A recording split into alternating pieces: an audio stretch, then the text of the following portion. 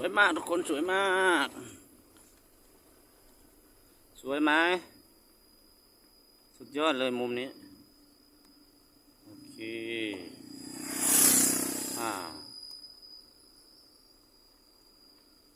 สุดยอดเลยทุกคนเลย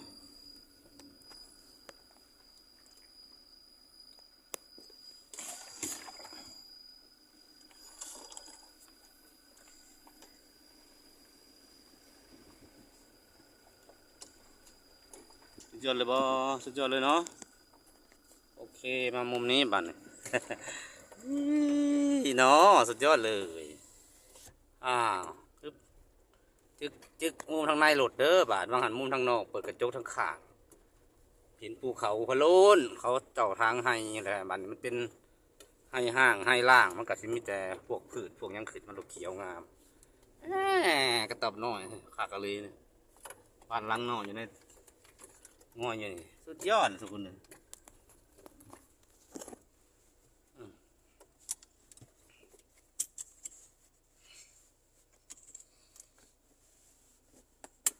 โอเคกระสิทุกขะในเด้อบ่ว่ากันเนาะ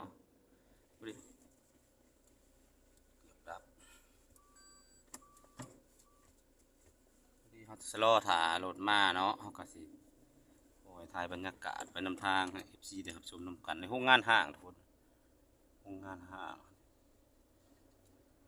งเด้อนี่เด้อถ้าเป็นห้องงานอย่างเนาะโรงงานร้างรถขบวนเขาก็มาเลยมาติดแล้วเนาะไปทุกคนไปเนาะเพื่ออยากให้ภาพบรรยากาศมันสิได้เบิ่งน้ำกันเลยหยาดเวลาหรือว่าช่วงรถมันโล่งหรือว่าส่วนรถนำหลังมาซาเนี่ยเขาก็ค่อยถ่ายภาพถ่ายวิวมานำเด้อทุกคนเด้อตอนนี้เวลากับ12:50 นาทีสิหมดบ่ายโมงรถตู้มันใส่สวรรค์เขตโอ้สมุดอะไรรถสอบสิงบ่รถมาสอบสิงนักเรียนม.ปลายประจักษ์มาแล้วพี่น้องมาแล้วตามมาแล้วตอนเขาก็ลงเขาเนาะทุกคนเนาะนี่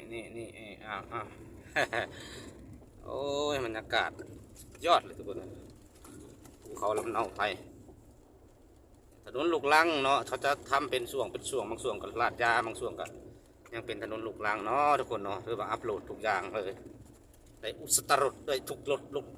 รสชาติเลยว่าสั้นซะ